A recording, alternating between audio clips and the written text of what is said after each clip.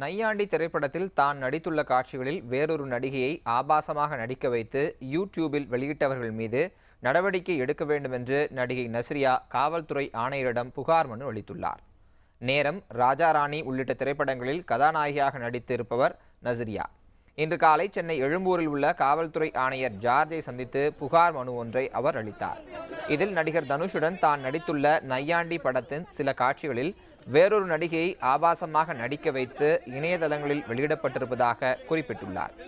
இதில் சம்பந்தப்பட்டவர்கள் மீது நடவடிக்கை எடுக்க வேண்டும் என்றும் அவர் கேட்டுக்கொண்டுள்ளார். இதனிடையே நையாண்டி படத்தின் இயக்குனர் சர்க்குணம் நஸ்ரியாவின் புகாருக்கு மறுப்பு தெரிவித்துள்ளார். அந்த பொண்ணோட அனுமதி இல்லாமல் அந்த க்ளோஸ்அப் எடுத்தேன்.